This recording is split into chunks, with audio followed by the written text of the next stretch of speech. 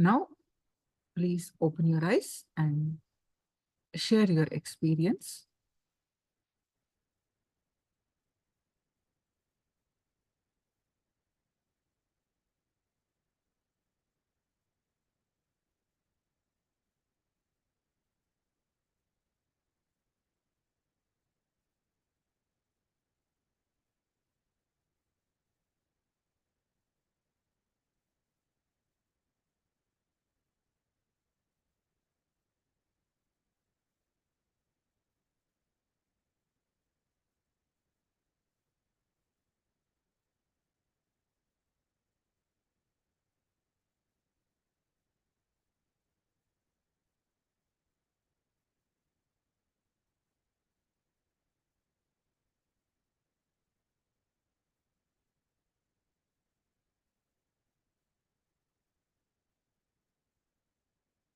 Had a vibration in the legs.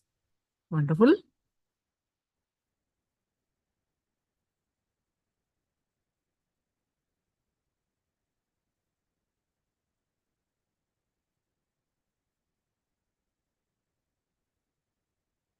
I missed this comment. Keep posting. And as I'm reading this Elizabeth Covey comment, I thought karma was a person. Karma was a person going through a painful situation in retribution for what wrong thing they had done in the past or previous life. But it is not. Karma is a collection of unfulfilled experiences that stay with us. It keeps pulling one towards it. Seema, even you cannot say that is not correct. That what, see here Swamiji is taking us into much deeper. What you wrote also correct. How that happening? What is the root? Why one person is repeating the same mistake? Why what wrong they did, you put no? Why they did the wrong? What it comes from where? What is the source of that action of that wrongdoing? There is a source of thought, isn't it? First thought comes, then only the action happens. So that root Swamiji is addressing. What you said is also correct. But yes, now you need to understand what is good karma, what is bad karma, isn't it? Wrong thing they did. That means you are mean to say wrong karma.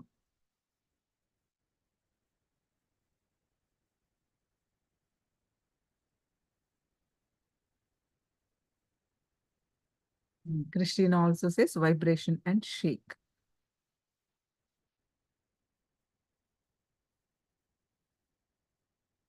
The actions, the result happens of your thought currents, stuck thought currents or wrong thought currents or negative thought currents, whatever you name it. Because of that only you are doing the actions.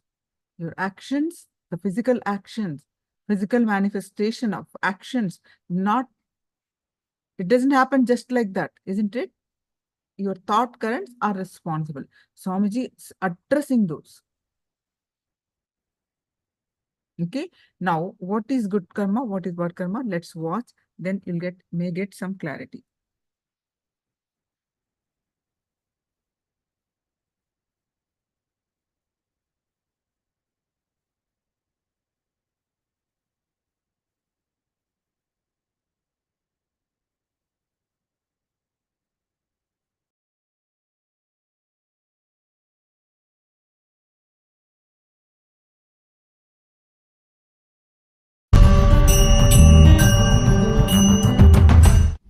Little secret.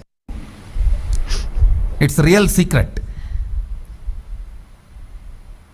However you understand, the cosmos does not record anything other than violence. Means only if you cause pain, karma gets recorded. other than violence, nothing is recorded as karma. For example, somebody goes and steals $2 billion from a multi-billionaire, and that fellow is loaded with trillions of dollars. He doesn't care. No time to punish him. Come on, let's earn more. He goes out. He doesn't bother. You don't get karma. And you go to a homeless guy and steal few pennies. That fellow rolls on the ground and cries. You get karma. Karma is not the quantity or quality of the action you performed. It only the amount of interference or violence you caused. That's all. Listen. I'll go to the origin of the universe. Please understand. Now, I am giving you cosmic legal opinion. I commit with you, I will be completely integrated to the original truth. Because many of you make many decisions in your life based on my legal opinion. With that responsibility, I am talking to you. When this whole universe manifested, Mahadeva, Sadashiva, made only one sankalpa. Let me become many to celebrate me. Listen, it means the first principle is let us all coexist. That's all. The primary principle, let us all coexist. Other than the violence of breaking this, let us all coexist, nothing is considered as karma.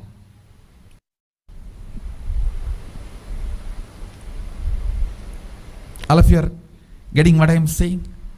See, that infinity, when it decided to manifest as this universe and as all of us, only principle it declared is, let me become many to celebrate me. It means only one principle, let us all coexist, that's all. Only if you break that let us all coexist, karma comes. Other than that, nothing is a karma. Only thing recorded as a karma is violence, nothing else. All of you are getting what I am saying? For example, as I gave the example, that you take $1 billion and that fellow does not bother from whom you take, you don't get karma. You take 1 penny and that fellow rolls on the ground and cries, you get karma. Karma is only the suffering caused, nothing else. Good karma, the celebration caused, that's all. See, Mahadeva, he becomes many. He declares, let me become many to celebrate me. So more and more celebration you cast becomes good karma. More and more pain you cast becomes bad karma. That's all. The same rule applies. You may give $1 billion to somebody and he is not happy about it. You don't get good karma. You may be giving a penny to somebody and he is just praising you and glorifying. He is just ecstatic. You get good karma. It is the experience caused matters, not the other money or quantity or quality or the work of or any of that done. All of you are getting? Because the principle in which the universe, Brahmanda, is expanded. See, the universe manifests. It becomes that multiverse. That universe becoming multiverse, the principle or the first declaration with which it explodes is, let me become many to celebrate me. So anything you add as a celebration of ourself is a good karma. Anything you add to break that fundamental principle of coexistence is bad karma. That's all. Wow. Nothing else matters. What is karma? Disturbing the natural expansion process of the universe. Supporting the natural process of expansion is good karma. Trying to disturb is bad karma, that's all.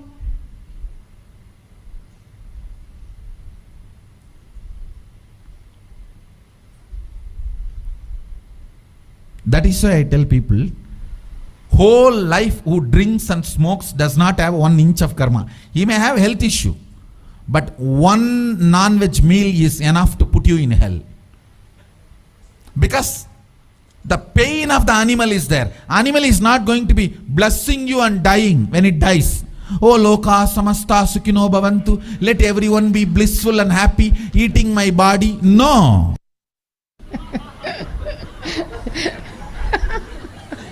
No, tell me. Is there any animal? See the Facebook video, how they skin the animals. Tons of Facebook videos are there. There's on Facebook page that slaughterhouse without glass doors. Sorry, glass doors slaughterhouse, something. There's on Facebook page. I get regularly. No. Maybe next session when I come, I'll try to get that. They say that if we put glass windows for the slaughterhouses, whole world will become vegetarian. Because you don't know what goes on for that meat to be in your plate.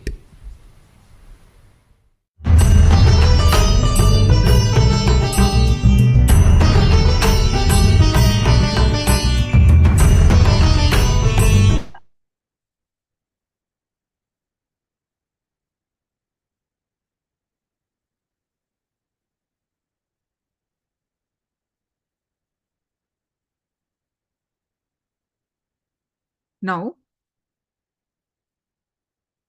see, whatever happened, we don't have control, right? The karma pile, sanchita, we don't have a control. We just need to expense that out. But what we are doing now is more important, isn't it? With this awareness, what we do now is more important. What we do now, it leads to what? Agamya karma. That's what we learned, isn't it? So let's learn more about agamya karma, because that's more important.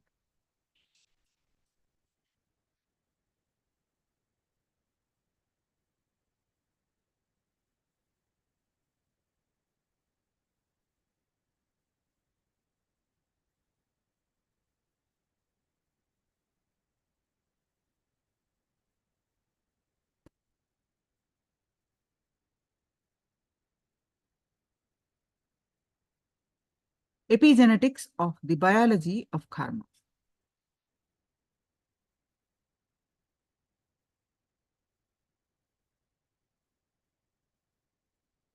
Agamya or biology of karma. The agamya or biology of karma you carry, your inner space you carry, gives birth to your reality. Biomemory is the pattern of your decisions. Cause is biomemory, effect is muscle memory.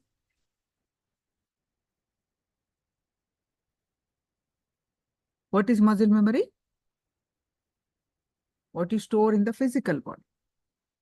And much deeper, which goes into unconscious, is biomemory.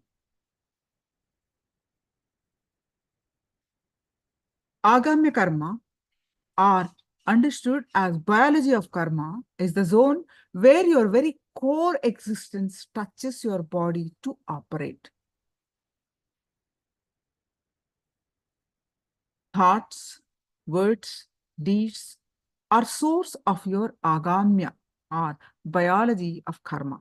Your thoughts, your words, your deeds, all are source of your agamya. Or it's also called biology of karma. Your thoughts are so powerful and your mind is so powerful. It can just change the whole body. For example, just think of one thought that creates disturbance in you. Just think of your enemy, or think of your person who took money from you and is not giving it back, or a person who gave you money and is asking for it. So immediately you will see the change happening in your system. The whole chemistry is changing. Your blood is boiling, BP is raising, heartbeat is raising, and pulse rate is increasing. Just one thought can change your whole system. A single thought can change the whole chemistry.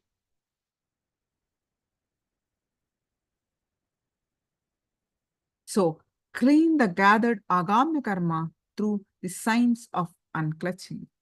Unclutching will melt all the karmas, toxins in your biomemory. You will have the most purest body and mind if you add unclutching to your fuel. So unclutching, what is unclutching? You all know it.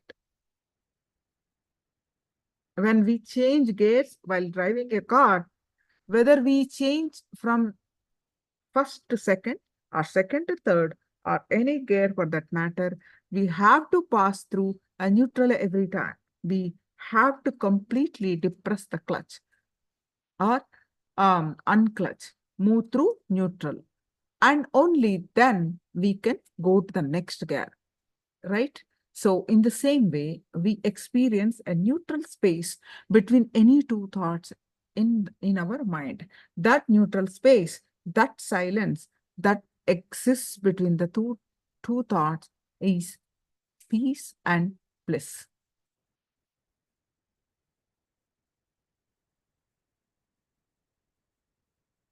How unclutching brings awareness.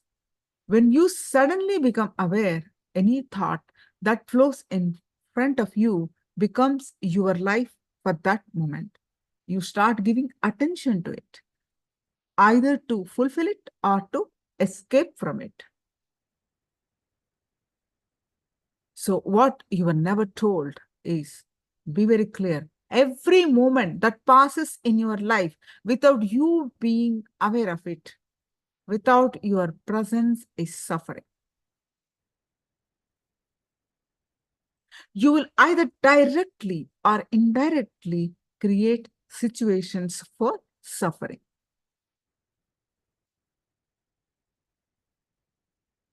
A small story. One man got into his car and started the engine. He flipped on the turn indicator and asked his son to see if the light blinked in the rear of the car. His son shouted back, "Yes, it is on. No, it is not on. Yes, it is on. No, it is off. No, it is on."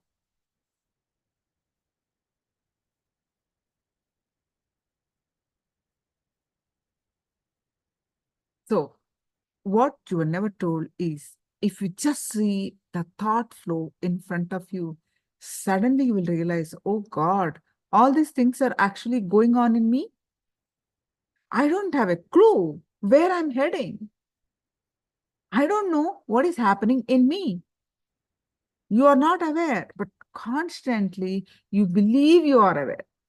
That is the first illusion. If you become aware continuously, you open up to reality for the first time.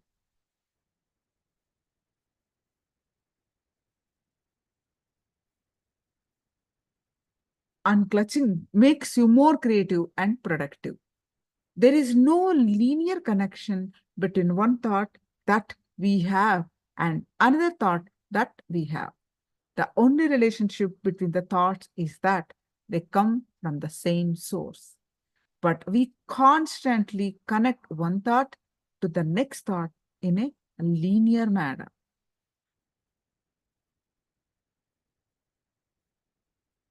Just as bubbles in a fish tank rise from the bottom, our thoughts also rise in the same manner.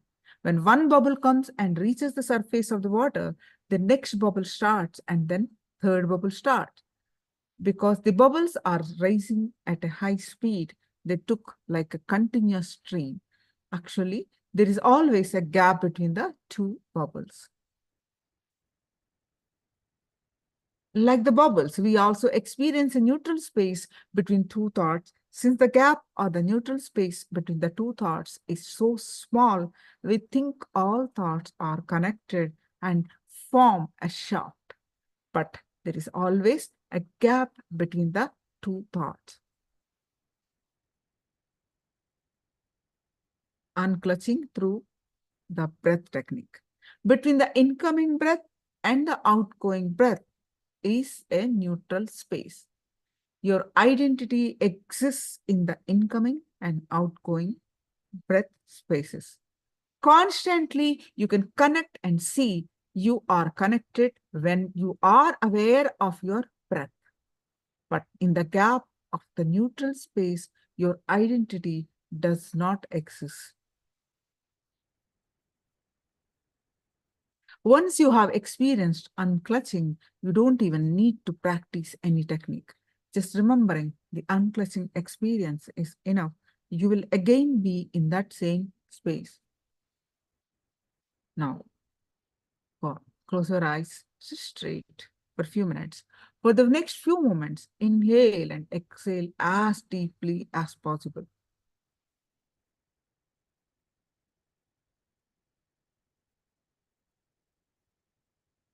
Close your eyes and sit straight. For the next few moments, inhale and exhale as deeply as possible. Slowly start witnessing only the incoming breath. Do not bother about outgoing breath or the neutral space. Just witness the incoming breath first. Be the witness.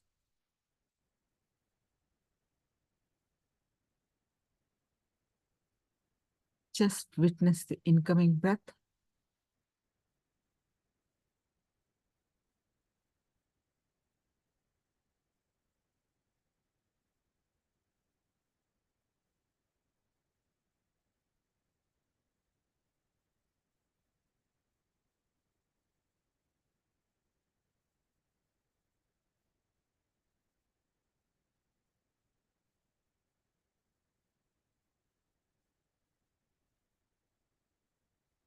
Now, slowly start witnessing the outgoing breath.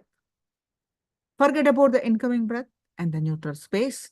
Just witness and be aware of only the outgoing breath.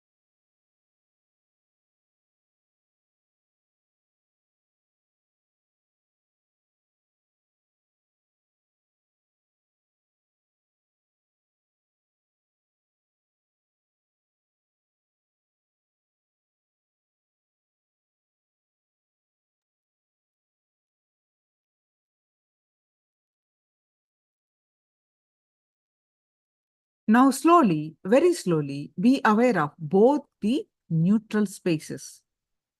When your incoming breath turns into outgoing breath, and when your outgoing breath turns into the incoming breath, be aware. Witness both the neutral spaces. Intensely be aware of both the neutral spaces.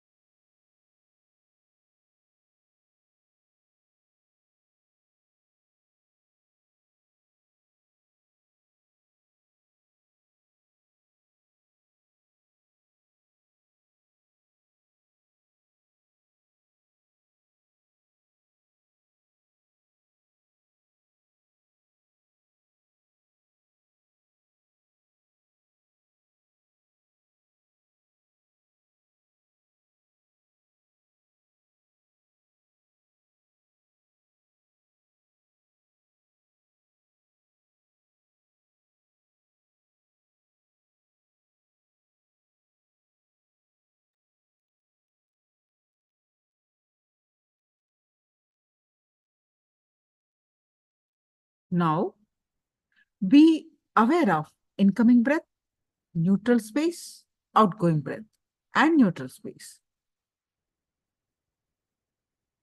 Be aware of incoming breath, neutral space, outgoing breath, and neutral space.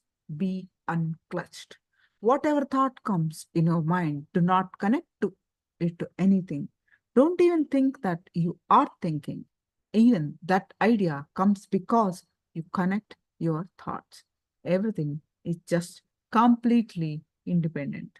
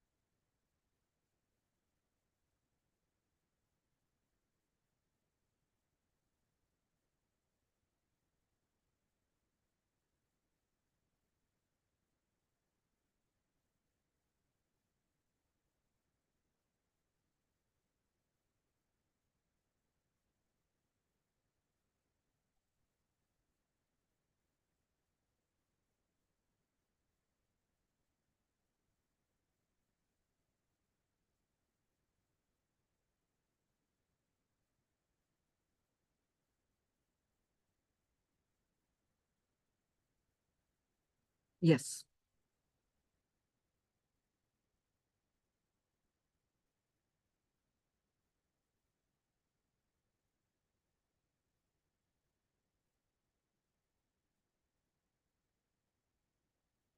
Now relax.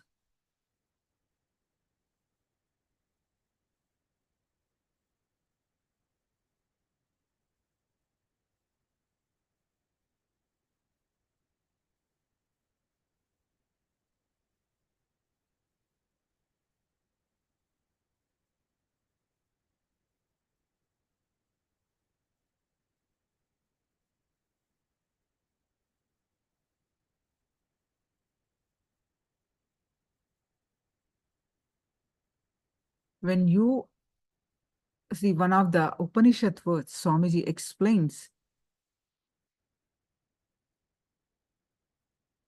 when you decide for life, any situation, saying yes to life, you can clear the karmas. Deciding for life, saying yes to life, you clear the karmas.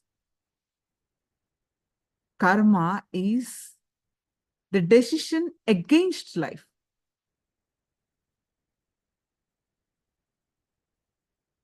Karma is if you made a decision against life.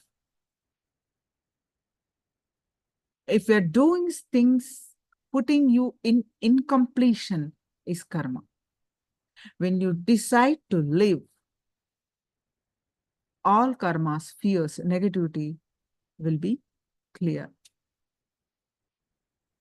To be liberated from the bondage created by our deeds, there is no other way but to decide for life. Life gives you what you asked for.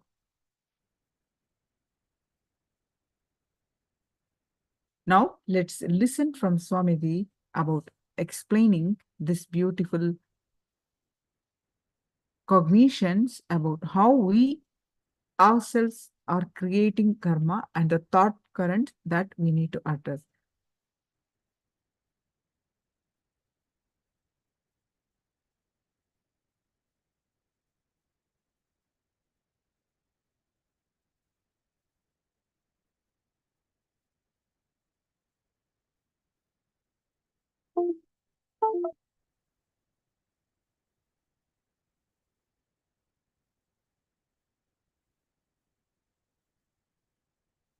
I'm going to expand on just only one word, Atmahana.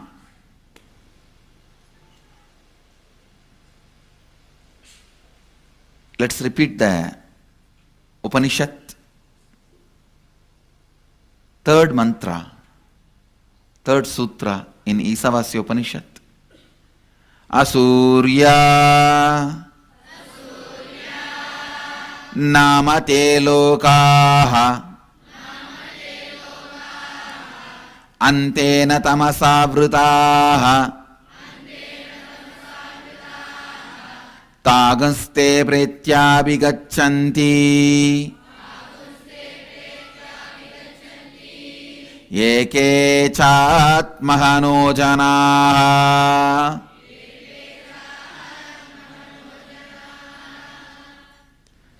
आत्महना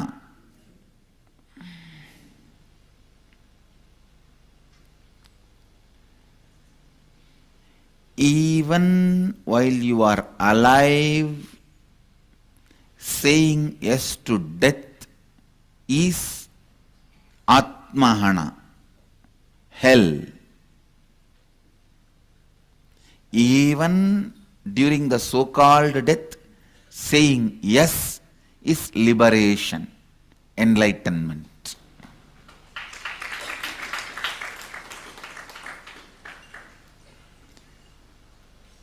Varanasi stands for that principle of saying yes to life even when it presents death. Listen. Saying yes to life even when it presents death.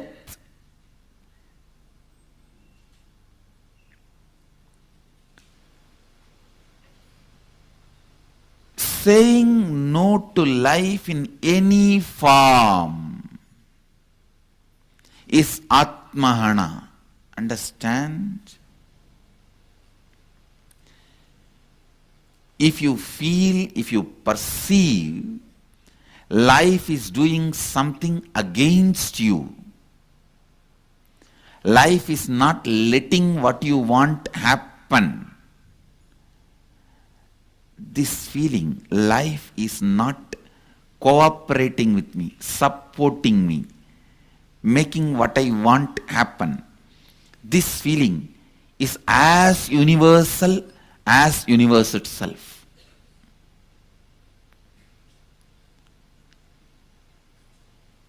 Understand this truth is from Akashic records. Listen.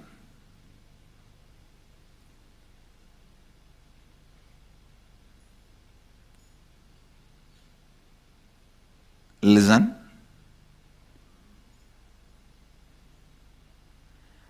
I'm colloquially presenting to you, means in the user-friendly language I am presenting. Maybe I'll read the original Akashic records as it is and then present it to all of you.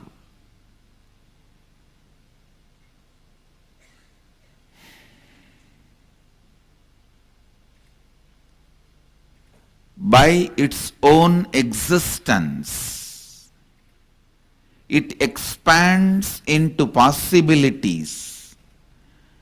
Because of its existence and saying Tathastu to life, yes to life, life shows you the possibilities which you declare as denied to you. If life is interested in denying, it will not even show its possibilities to you in the first place. Its possibilities, by being revealed to you itself, the yes is given to you and your decision, expression to live is accepted, respected, encouraged by you claiming life is not cooperating or supporting into what you want. You are denying the very revelations and expressions happened to your very consciousness.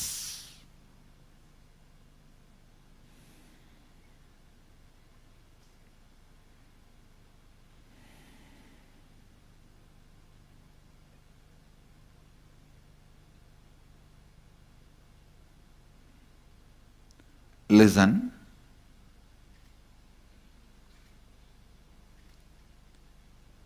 By its own light, moon shows the black patches inside it.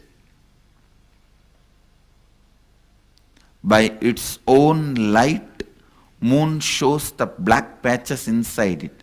On new moon day, you will never find black patches of the moon. Only on the full moon day you will find the black patches. It means by its light only even the black patches are found. If you are finding the black patches of the moon is shining, reflecting light. Understand? Because the possibilities are revealed to you,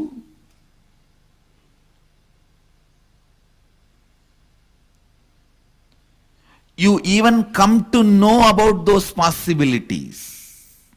For example, you think flying is possible for you and then complain life is not letting you achieve that.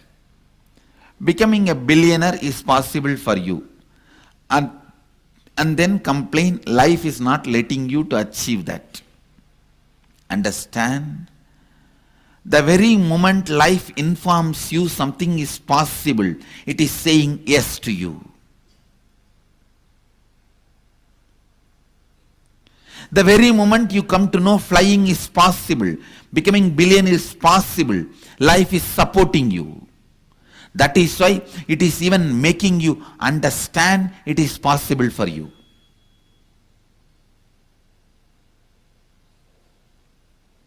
Try to listen. The Akashic records which I read out just now, again and again, at least 5 times. Today the Akashic records I read out about this sutra is the subject for Vakyartha Sadas.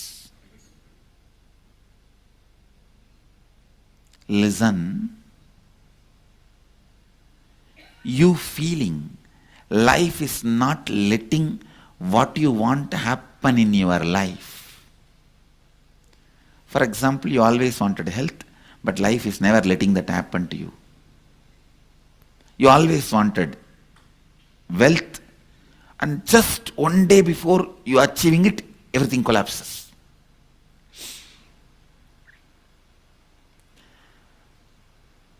Please listen.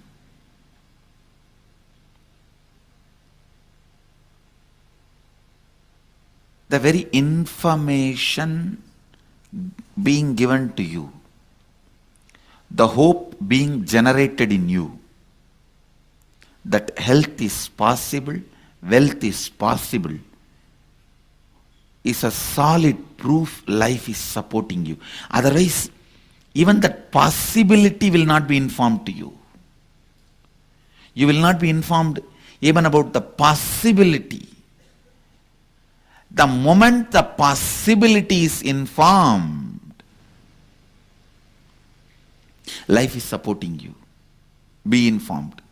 Be very clear. And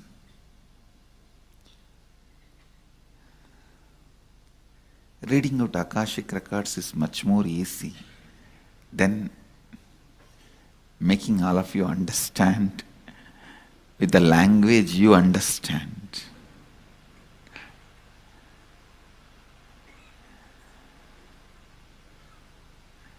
Reading Akashic records is just open that screen and it will appear in. Originally the Akashic records appear in Sanskrit and it get translated into English during the process of seer seeing the scene and cognizing. That is why most of the English words which I use, those same words are getting repeated in the Akashic records, because the seer, during the process of seeing, translating the scene,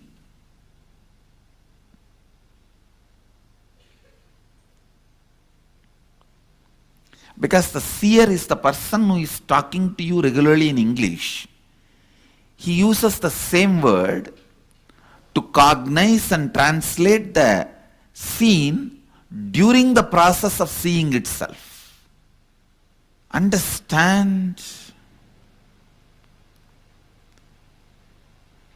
This concept of life is not supporting me is like my breathing is not letting me breathe. It is like my eyes show some spots as dark. Even you recognizing some parts are dark is because your eyes are functioning. That is enough proof that your eyes are functioning.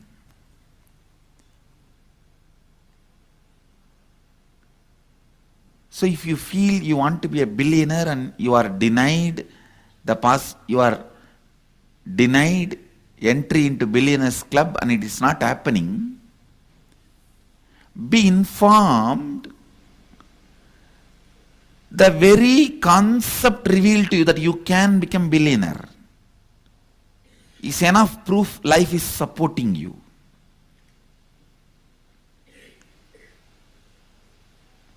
Only when you understand the tons and tons of ways life is supporting you, you will also decide to say yes to life.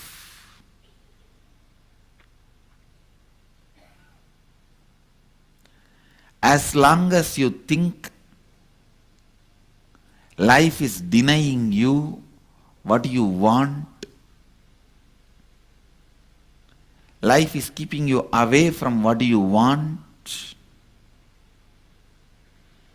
you will also start saying no to life. Listen, it is like this.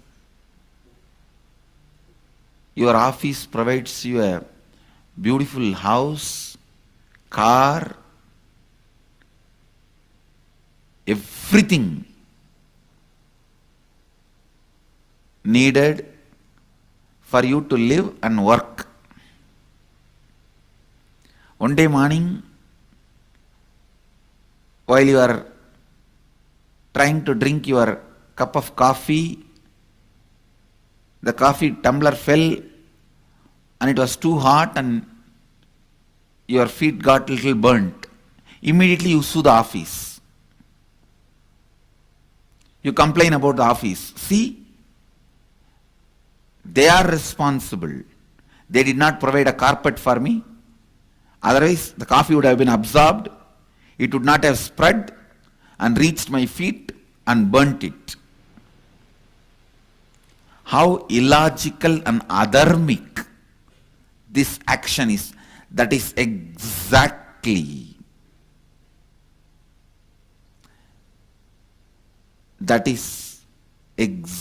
the way you need to be handled when you say, life is denying its possibilities for me. Life is denying what I want from me. There was a lady that was a habitual grumbler and was constantly complaining about everything. One day her preacher thought, yes, he had discovered something that she could be happy about, because her farm crop was the best one for miles around. When he met her, he said with a big smile, "You must be very happy. Everyone is saying how healthy your potatoes looks this year." She replied grimly, "True, they are pretty good, but what am I going to do when I need some bad ones to feed the pigs?" You have a reason to grumble. I tell you, even you have a reason to grumble is a compassion of the cosmos towards you. Really, I am telling you. Even for you to grumble, it finds some reason and gives you so that you don't feel too bad about yourself.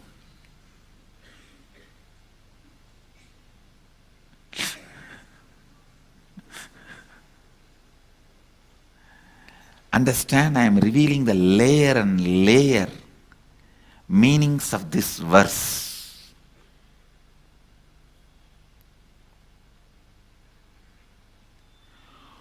Hope happening in you is just because life has a hope in you.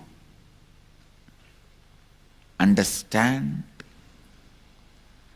The hope happening in you because life has a hope in you. If you are feeling some desire of hopefulness,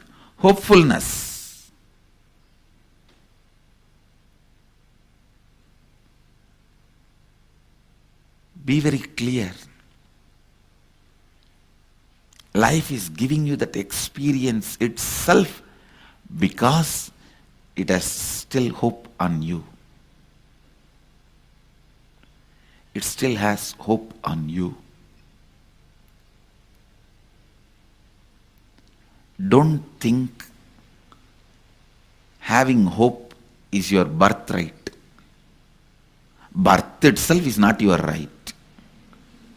This word is a stupid word. This birthright word is a most stupid word. Birth itself is not your right. Then how can you use the word birthright as if birth is your right?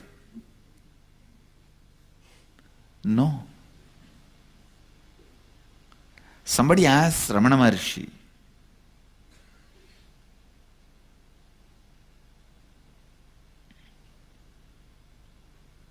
Bhagavan, how do I know I received God's grace? He says, the very effort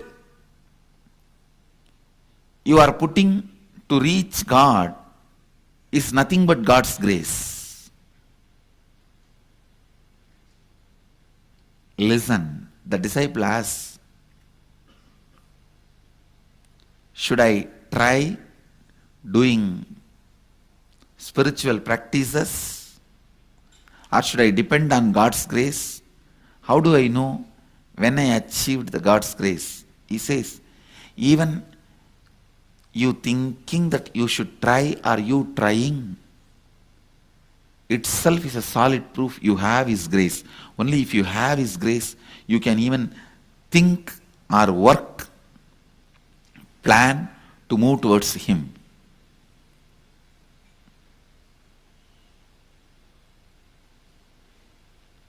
To move towards Him. Saying yes to life, not doing Atmahana.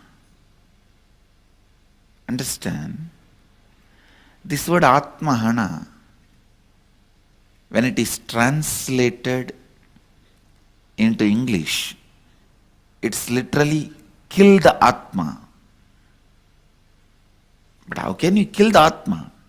Because Gita defines which cannot be killed is Atma. Nainan chindandi sastrani nainan dakati pavakaha.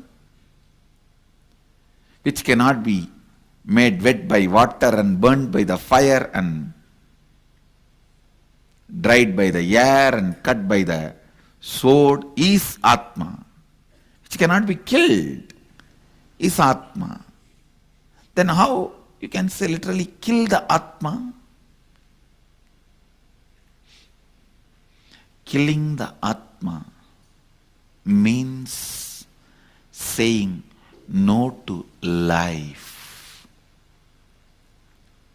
Don't ever say no to life. Listen. Whenever you perceive life is denying you something, just look at from this angle. It is silver lining makes you see the cloud.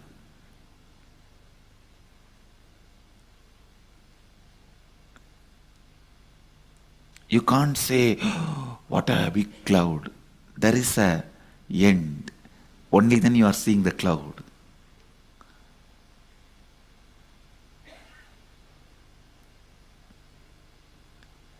Even the energy which you get to say life is denying you something, means you want something, so you say life is denying.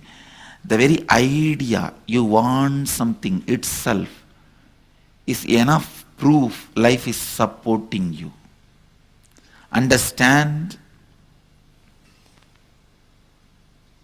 I have a great news for you today.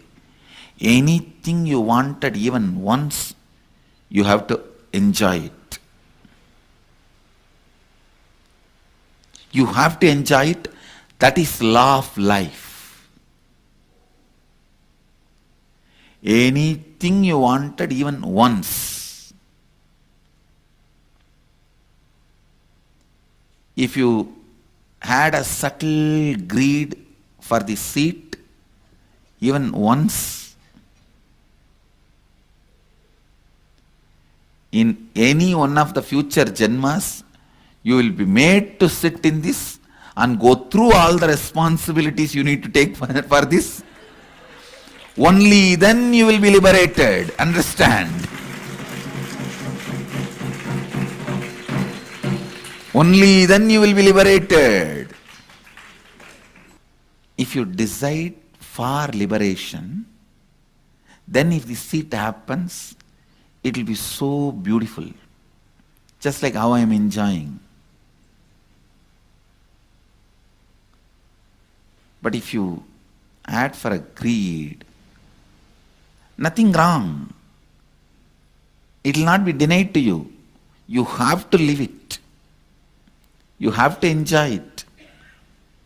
See, one of the biggest problem of human beings, please understand, I am giving you the why, what, where, when, all you need to know about the human frustration. Listen.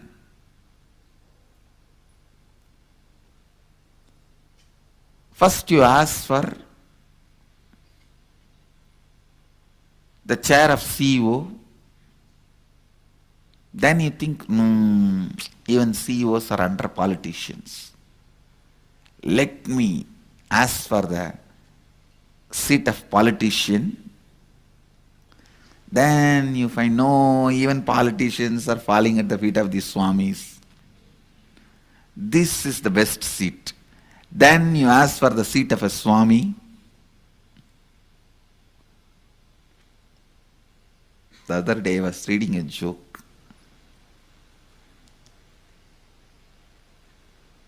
%, MBA graduates pick up the file and become officers.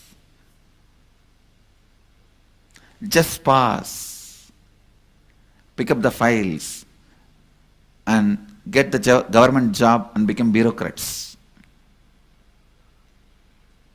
Failed. Somehow, for survival, get into the politics and rule the bureaucrats. Listen, 90% becomes officers. Less than that, just pass, become bureaucrats and rule the officers. And fail, become politicians and rule the bureaucrats. Who never went to school, becomes a swami and rules the politicians.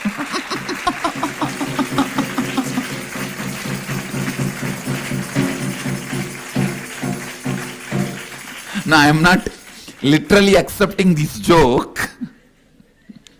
This has a lot of implications. It has to be taken just as a joke. Understand, the beauty of Hindus is only we can laugh at ourselves. We have no problem about it. We can make fun of us and we can laugh. We can enjoy. Listen, your possibilities being revealed to you itself is a solid proof life supports you. I was telling a story. So first you aspire for the CEO seat, then you aspire for the politician's chair, then you aspire for the Swami seat. But when you are aspiring for the Swami seat, by the time your first aspiration will become reality, which is CEO chair. That is what is the source of your frustration. Listen. When your aspirations are ripe, the happenings are not able to catch up, it is frustration. But you need to understand, happenings are because of your aspirations earlier. It has to come in the queue as you aspired. Listen. Listen. Because your aspirations have changed,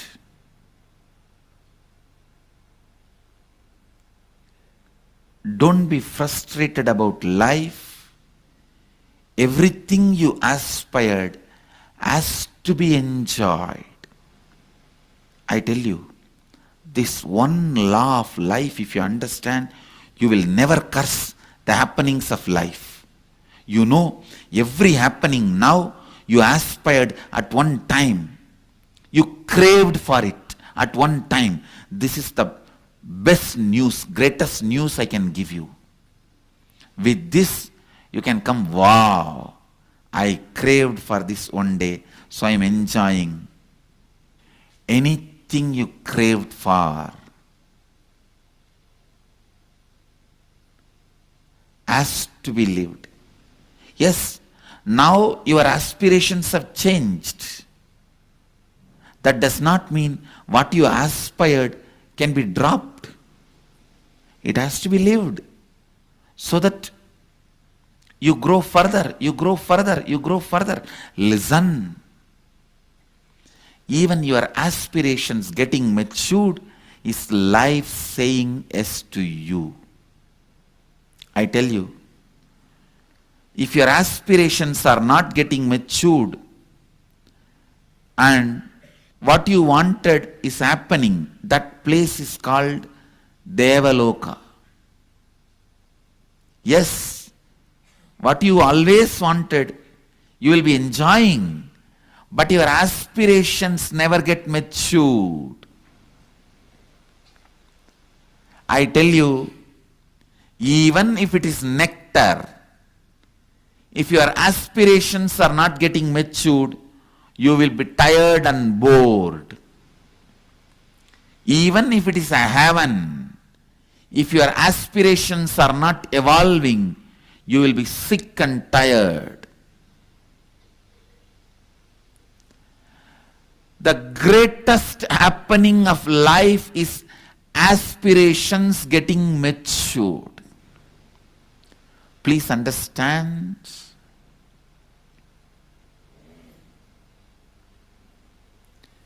If you are frustrated, I have a great news for you. You are on the right track. And I have a good news for you. You don't need to be frustrated. Great news, you are on the right track, because the very frustration, the formula of frustration is fulfillment of your earlier aspirations plus aspirations getting matured, equal to frustration. Listen. Fulfillment of your earlier aspirations plus aspirations getting matured brings frustration.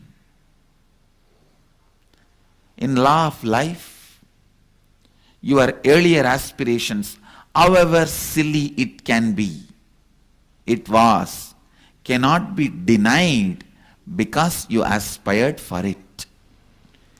Life is painted on the canvas of Tatastu. Whether you visualize the scene of eating a pizza or rolling on the ground or sitting in the CEO chair or sitting in the politician's chair or sitting in the Swami's chair, all visualizations are painted on a large canvas which is a huge tatastu of life. So canvas on which the painting of life is done, visualization of life is done, is tatastu. So be it. The whole universe is moving with this sound of tatastu, tatastu, tatastu. By the time you have moved to the politician chair, you already received tatastu for the CEO chair. So that cannot be destroyed. You have to sit in that chair. As per the interest and intention and intensity of tatastu. Then you have to move to the chair of politician. As per your intention, interest and intensity of tatastu. By the time you move to the politician's chair, you might have already started desiring for Swami's seat. But the tatastu received is the tatastu received, and it has to be exhausted. So, the great news for you is everything you wanted now is your aspiration, which was given tatastu by cosmos.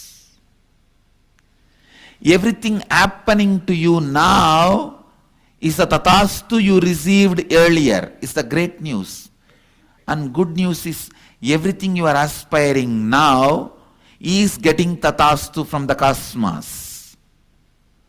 So understand the secret of life.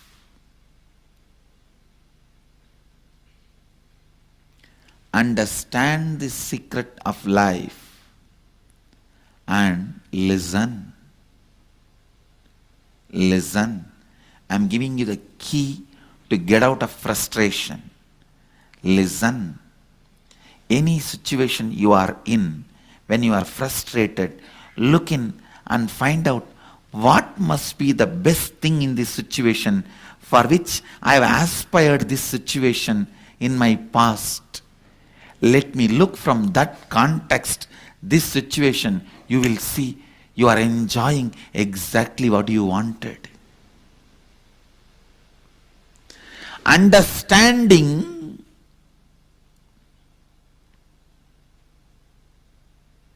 the original context for which you aspired the present situation and happening of life, and celebrating life is completion. Understanding the original context for which you aspired the present situation and looking at the present situation from that very context and enjoying, celebrating is completion.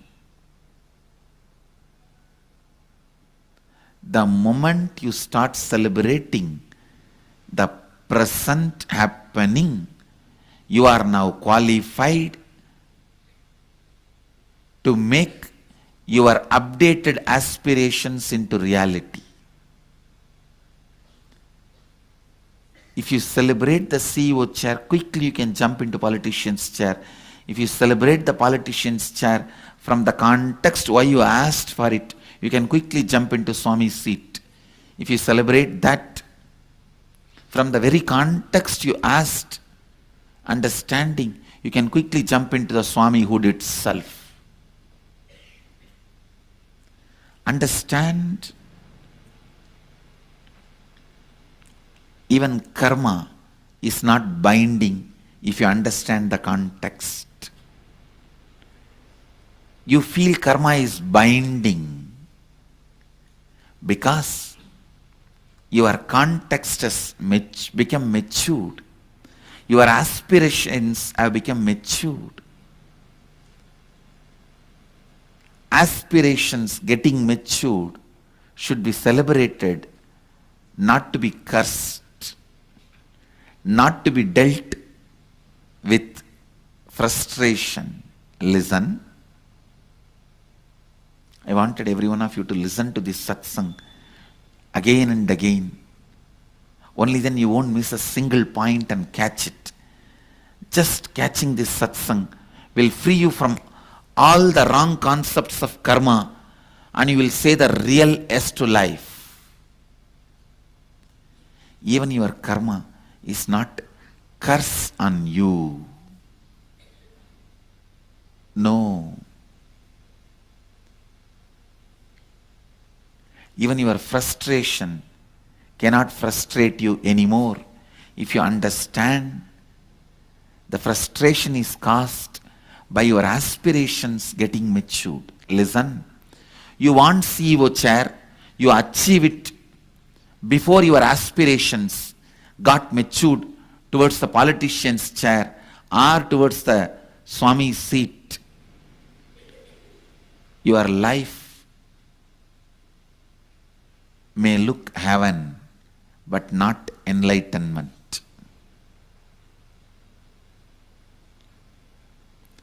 Aspirations not getting matured, but your past aspirations getting fulfilled is heaven.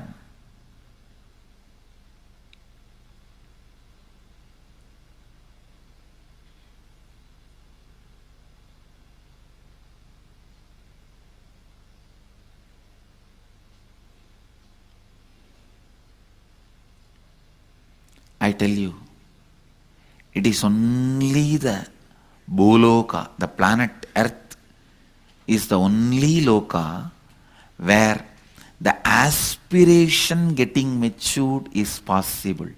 That is why even gods and goddesses have to come to this plane for evolution. Evolution is possible only if your aspirations are able to get matured.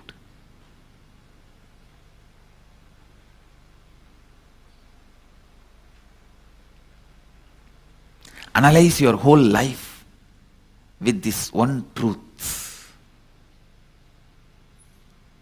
No frustration can frustrate you anymore.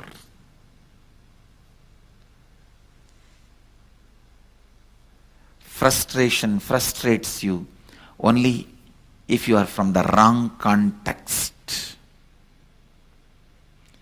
Frustration frustrates you only if you are from the wrong context. Understand?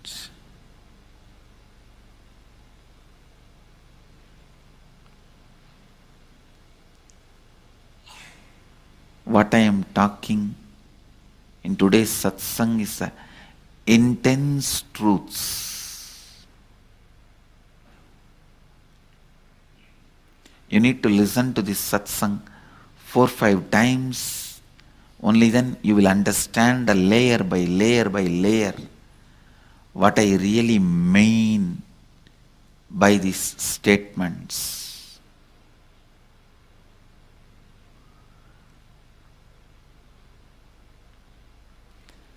When you aspired for CEO chair, you must be having some context. But when you sit in the chair, you forget the context and start aspiring for politician's chair. Again, when you sit in the politician's chair, you forget the context, why you aspired for it, and aspire for Swami's seat. That is why life continues to be frustrating. Nothing wrong in your aspirations getting matured. Something is seriously wrong. You forgetting the context of why you are having what you are having. One more great news I have for you is your aspiration getting matured does not necessarily needs you forgetting the context with which you created your present. You can continue to celebrate your present and make your aspirations getting matured. That space is Nithyananda Loka. understand your aspirations getting matured does not necessarily require frustration is not precondition.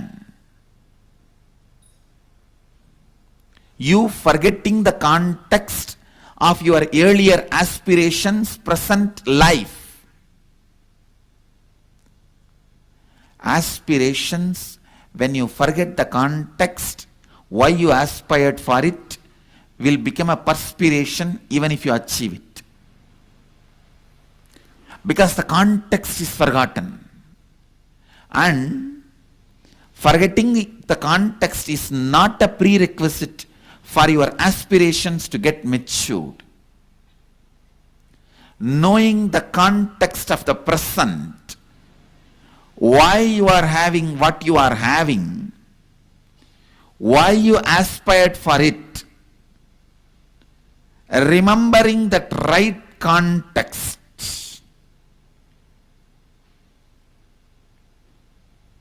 and celebrating what you are having, and your aspirations getting matured can happen together. That is what I call completion. Completion is celebrating your life happening as it is now from the context of why you aspired for it, and your aspirations getting further matured. A Shudra aspires to be economically independent so that he can have his time for himself. Listen. A person who sells just his time is a worker. Person who sells products made out of his time and intelligence is businessman.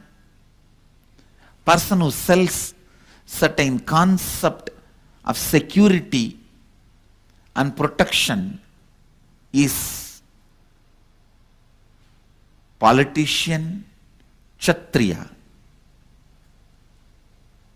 Person who sells the concept of ultimate realization is Brahmana. Listen.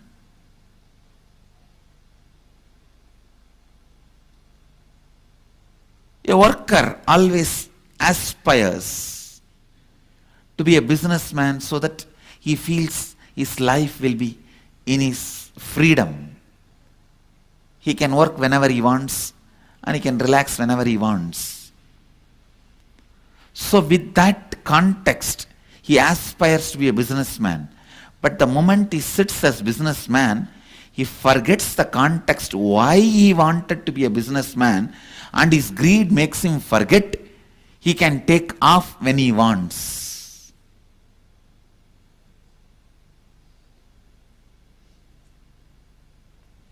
A worker, too many workers' hands are held by businessman. So from this side, the worker's side, he thinks if he becomes this hand, he can withdraw whenever he wants and be free. But after he becomes this hand, he realizes his greed not only does not let him withdraw, and now he has too many hands holding his hand. Earlier, he was only one hand holding one hand. Now, too many hands are holding his hand, or he is holding too many hands.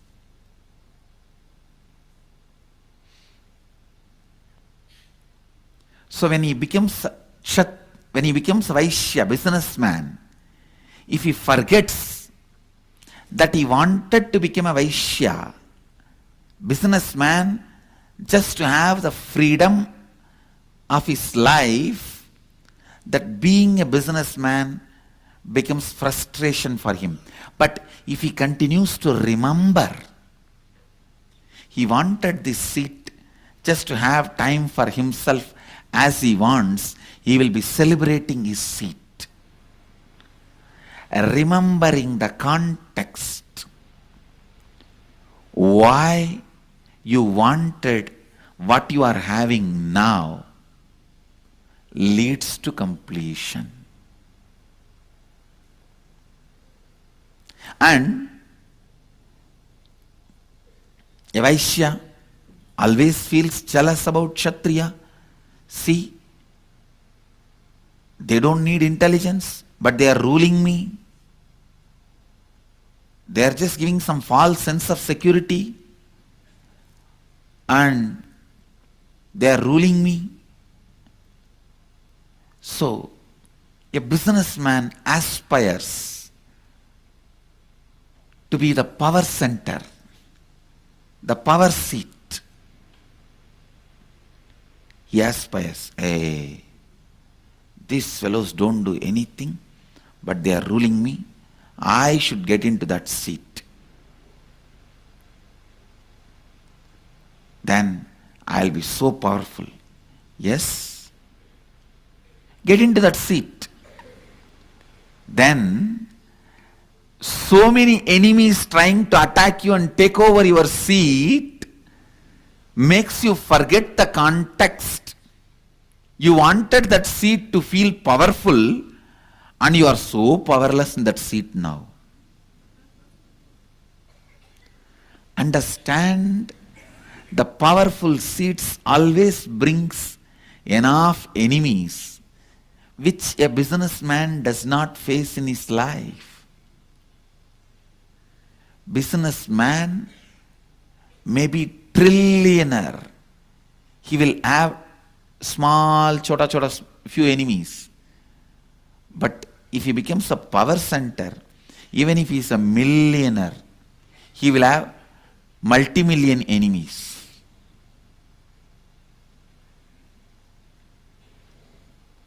So once he forgets the context, why he wanted this Kshatriya space, the politician seat or protector seat or powerful power seat, he feels frustrated. Why did I get into this mess? Because now he forgot the context why he wanted this, and his aspirations have become already matured.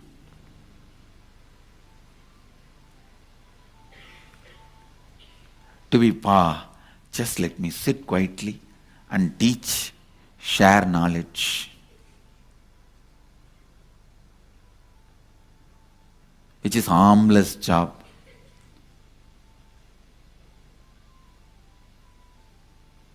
By that time, he reaches this seat of sharing knowledge. If he remembers the context that he wants peace, great. If he forgets that context, again he will feel empty. What is this? Till yesterday, so many people used to come to meet me to get their work done when I was a politician. Now I am a Swami and nobody comes to listen to me. Understand, who listens to my knowledge sharing? Earlier I will just pass on order and execute what I wanted. Habituated for hard power, can't know the signs of soft power.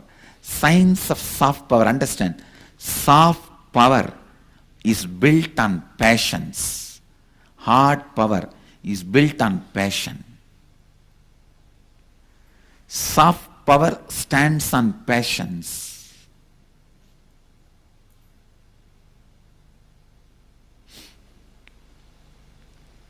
Hard power stands on passion. Understand,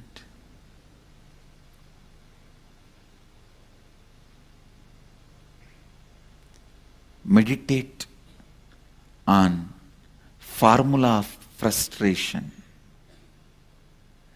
and realize even frustration cannot frustrate you, and understand your present is handed over to you because you got tatastu from life. It is not forced upon you for any other reason. You are not a sinner.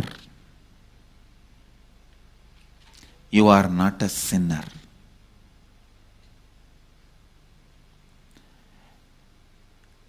The reason why you are having what you are having is not because you are sinner, because you wanted it from a different context. Remembering that context, why you always wanted what you wanted, will bring you completion. Listen. Not letting the frustration happen towards the present happening of your life, at the same time letting your aspirations getting matured, is saying yes to life. You are always given a very wrong advice only if you feel frustrated about the present. Your aspirations will get matured, which is wrong advice. You don't need to be discontented about the present to develop higher aspirations about future. You don't need to be discontented about the second standard you are studying to reach the third standard. Understand? You do not need discontentment about the second standard to reach the third standard. If you have been taught you need to be discontented, you need discontentment, only then you will grow, your aspirations will get matured. It is a wrong teaching. That is what I call saying no to life, killing the Atma, Atma Hana. Believing frustration about the present is required for the aspirations to get matured is Atmahana. Not knowing the context of the present created by you when you aspired for it is Atmahana. Feeling frustrated when the present happens to you by forgetting it is your own request which was granted is Atmagana, Atmahana. In every situation, whenever you perceive life is denying you what you want, don't give up. Wait and look in. What is being denied? Look into your perception. It will become fact. It will become truth. It will become reality.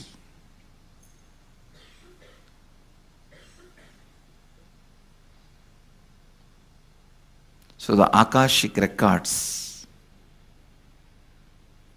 Mahadeva read out, Kalabhairava read out, is the center point of today's Vakyartha Sadas.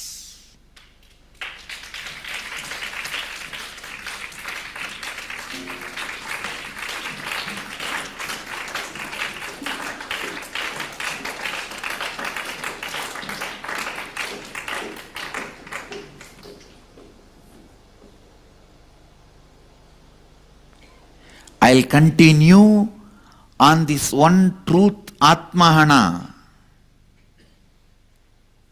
But I am feeling job satisfaction.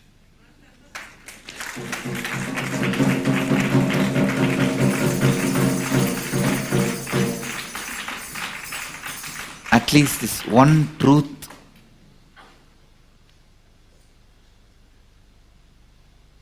I am able to put it in words through multiple ways. Thanks to Mata Saraswati for sitting in this tongue and oozing out, uniting the Ganga and Yamuna. Understand?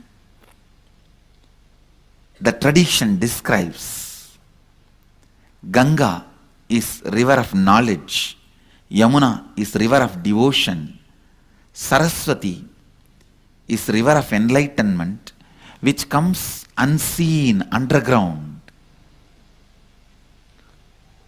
And where the knowledge and devotion unites, it comes and joins there and expresses itself as enlightenment.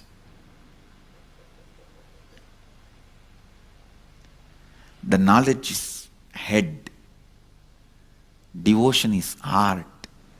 When these two meet in the throat, Saraswati walk, she expresses herself as enlightenment.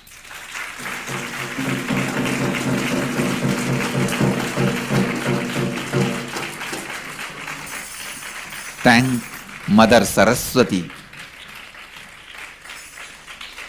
for her beautiful,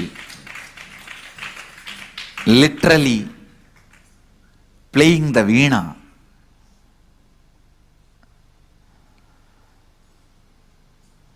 Poetry in words, dancing, expressing the concepts to all of us. Be very clear. Don't think only you are sitting and listening. I am also sitting and listening. Whatever Saraswati is teaching, whatever she is explaining.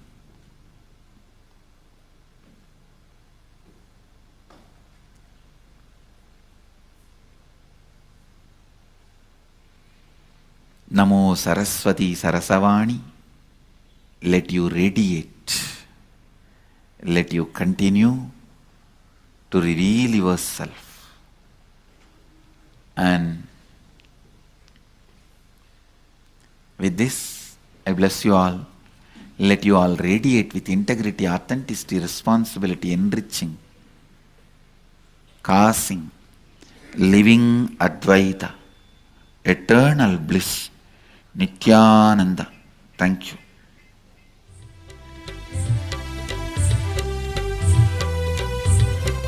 Nithyananda Dhyanapītam, Nithyananda Nagar, off Mysore Road, Bidadi, Bengaluru. Phone 08027279999, www.nithyananda.org, www.youtube.com/Life Bliss Foundation.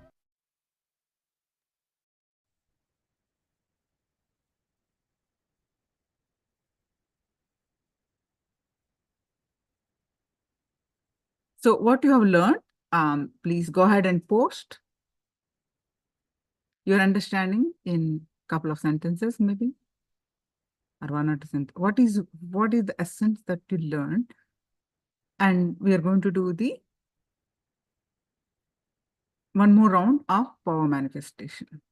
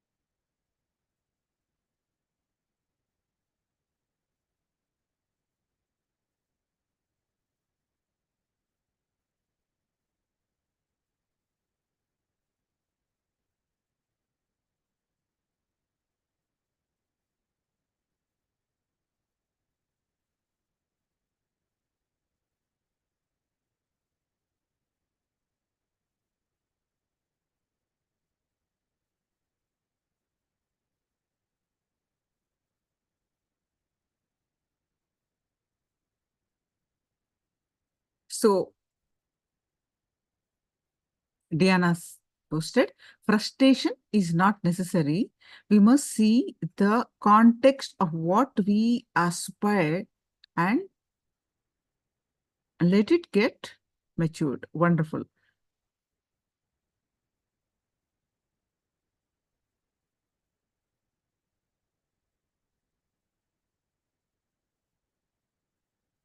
Elizabeth, aspirations getting matured is to be celebrated. Your karma is not a curse on you. Your frustration is caused by your aspirations getting matured. Your past aspirations getting fulfilled is heaven. Planet Earth is only local where the aspirations get matured. Evolution is possible only if your aspirations get matured. Wonderful. Vishwanathan, cosmic is always telling that tadastu to whatever we want. Wonderful. Until our aspirations getting matured enough, we can't enjoy if we are present in heaven also.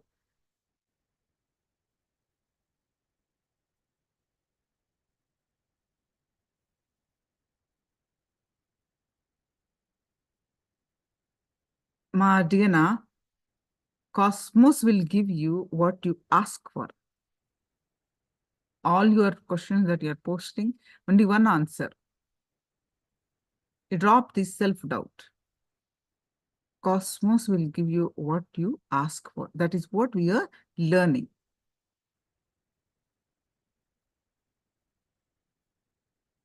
That's what we are learning. So now please sit straight. With this powerful cognitions, please sit straight. We are going to do one more round of the levitation power manifestation. So please sit straight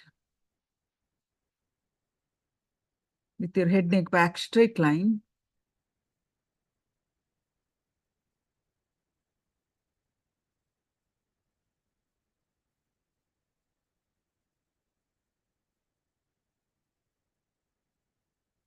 Make sure you're sitting comfortably around.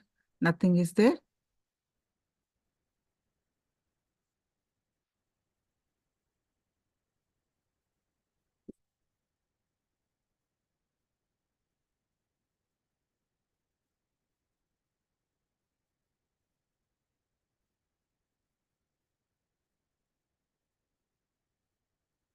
Bring your awareness to your third eye, and you know how to sit for the levitation, right? Your legs are locked in Padmasana, lotus posture, or in at least cross-legged, and your hands are in Samana Mudra. Cross the palms and put it in your lap. And your head, neck, back, straight line. Sitting with this posture, nothing around it. Now, fill your inner space with Swamiji's form, and any thoughts that are coming, just unclutch, let it come, let it go. You bring your awareness back to your third eye again and again, and start chanting the Mahavakya.